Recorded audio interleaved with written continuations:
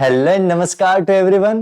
આજના સેશનની આપણે શરૂઆત કરીશું વિભાગ સી ના સમ નંબર 2, 3, 5 અને 6. તમને સહેજે પ્રશ્ન થશે કે સર 1 અને 4 નંબર શું? તો એ થિયરીના છે. જ્યારે થિયરીનું સેશન થયું છે ત્યારે તે સમજાવેલું છે, તો ખાસ અચૂકથી તે પણ જુઓ.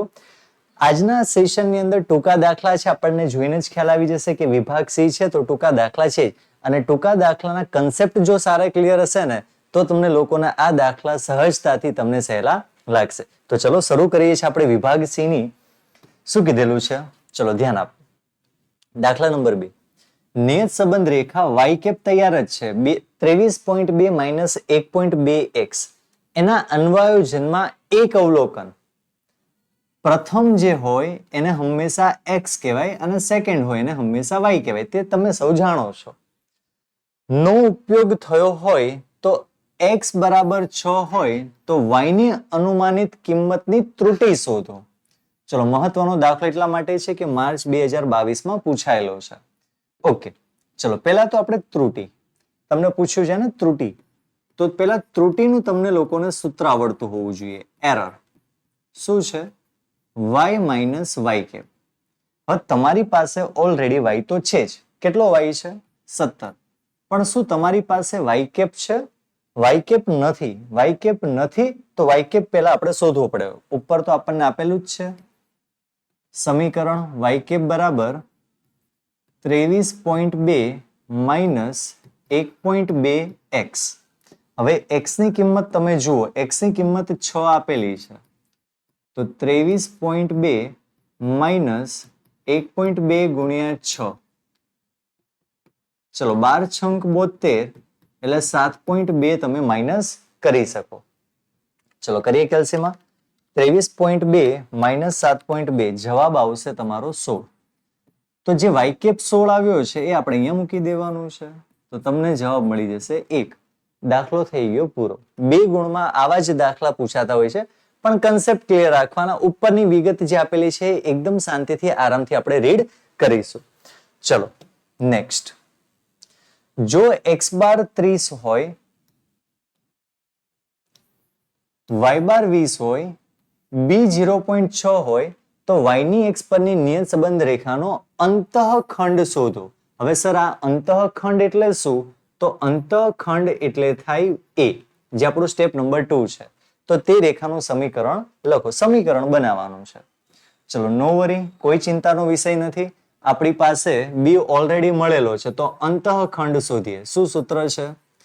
y bar minus b into x બાર. ઓકે, ચલો y બાર કેટલા છે ઉપર જોઈને જોતા જાઓ. 20, b આપેલા છે આપણને 0.6, x બાર છે 30. તો 20 માઇનસ 6 તરી 18. બરોબર છે? એટલે કરી કેલ્સીમાં જવાબ આવશે તમારો 18. પોઈન્ટ દૂર કરી એટલે તો 20 માંથી 18 જશે તો કેટલા વધશે? 2. એ આપણને અંતઃખંડ મળી ગયો. આપણે અંતઃખંડ તો શોધવાનું છે પણ રેખાનું સમીકરણ પણ શોધવાનું છે. તો સૂત્ર લખીએ y કેપ બરાબર a plus b into x.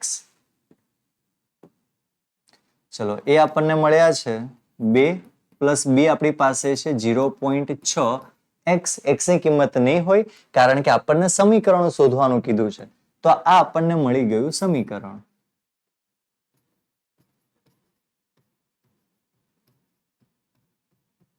દાખલો થઈ ગયો પૂરો. છે ને સરસ દાખલા. બસ તમે મોટા દાખલા કરેલા હશે એટલે નાના દાખલા તમને ક્યાંક ને ક્યાંક આવડી જશે. અને મહત્વનું છે તમારા માટે સૂત્ર. ચલો સૂત્ર ફાવશે તો તમને બધું જ ફાવશે. નેક્સ્ટ. જો b 1.5, r 0.8 અને x નું પ્રમાણિત વિચલન એટલે કહેવાય sx. જો 1.6 હોય તો y નું પ્રમાણિત વિચલન શોધો. એટલે આપણે શું શોધવાનું છે? sy શોધવાનું છે. ઓકે, ચલો હવે આવું પણ એક સૂત્ર આપણે લખેલું હતું જો તમને ખ્યાલ હોય તો. b બરાબર જ્યારે સહસંબંધાંક આપેલું હોય નિયત સંબંધના દાખલામાં તો એનું સૂત્ર શું થાય? r into sy upon sx. હવે બધી જ વસ્તુ તમારી પાસે તૈયાર છે. જે નથી એ આપણે શોધી લઈશું. b કેટલા છે? 1.5 છે. r કેટલા છે? 0.8 છે. SY તો આપણે શોધવાના છે તો એને એઝ ઇટ ઇઝ રહેવા દો. અને SX આપણી પાસે 1.6 છે. ચલો 1.5 આ ગુણાકારમાં છે તો સામે જશે તો ભાગાકારમાં, અને ભાગાકાર છે તો સામે જશે તો ગુણાકારમાં, બરાબર SY. તો ચલો SY ની આપણે ગણતરી કરી લઈએ. SY કરો 1.5 ગુણ્યા 1.6 છેદમાં 0.8 તો તમને પ્રમાણિત વિચલન મળશે 3.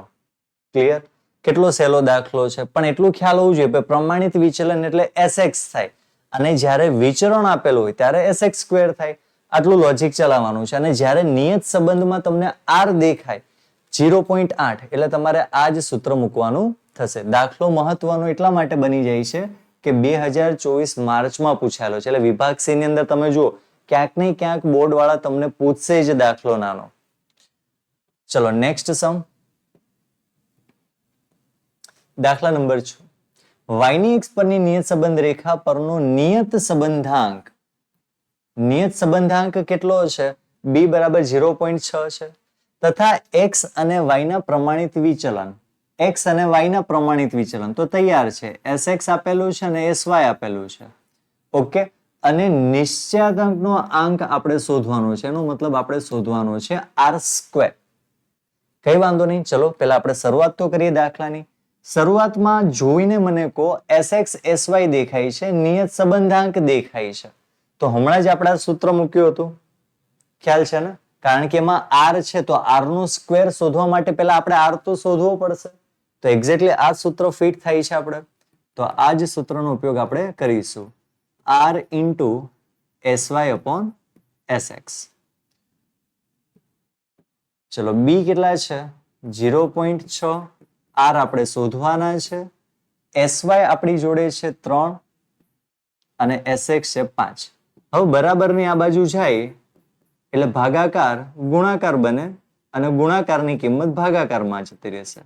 તો R મળી જશે. તો ચલો ગણતરી કરી નાખો R ની. 0.6 ગુણ્યા 5 છેદમાં 3 એટલે જવાબ આવશે 1. હવે ખાસ ધ્યાનથી સાંભળજો. હવે R બરાબર 1 છે તો હું R નો સ્ક્વેર કરું તો 1 નો સ્ક્વેર કેટલો થાય? તો તમે કહેશો કે સર R² બરાબર કેટલા થઈ જશે? 1 જ થઈ જશે. તો તમે નિશ્ચયતાનો આંક પણ કેટલો કહી શકો? 1 તમે કહી શકશો. બરોબર છે? તો આ રીતનો એક દાખલો તમારે આપેલો છે તો ખાસ કરજો. આઈ હોપ કે એક્ઝામમાં બોર્ડની અંદર પૂછાવાની શક્યતા ઘણી વધારે રહેલી છે. કારણ કે અહીંયા તમને બી તૈયાર નથી આપેલું, ડિસ્ક્રિપ્શનના ભાગરૂપે આપેલું છે. ચલો તો આજનું સેશન ખૂબ નાનું છે પણ ખૂબ અતિ મહત્વનું છે. કારણ કે ક્યાંક ને ક્યાંક બોર્ડની અંદર 2 ગુણના જે વિભાગ C ના દાખલા પૂછાય છે એ તમારે અહીંથી પૂછાશે. અને અહીંથી તમને ત્યારે જ આવડશે જ્યારે મોટા દાખલાની પ્રેક્ટિસ કરી હશે. કયા માહિતી પરથી કઈ માહિતી પરથી કયા દાખલાનું સૂત્ર મૂકવાનું છે તમને ખ્યાલ હશે તો આવા જ દાખલા તમારા માટે ખૂબ સરળ બની જશે. હજુ પણ ટૂંકા દાખલા છે વિભાગ C ની અંદર, પણ એ આપણે જોઈશું નેક્સ્ટ સેશનમાં. ત્યાં સુધી આજના દિવસમાં ખૂબ સારી રીતે પ્રેક્ટિસ કરતા રહો ટૂંકા દાખલાની. મળીએ છીએ નેક્સ્ટ સેશનમાં. ત્યાં સુધી bye bye. Have a nice day.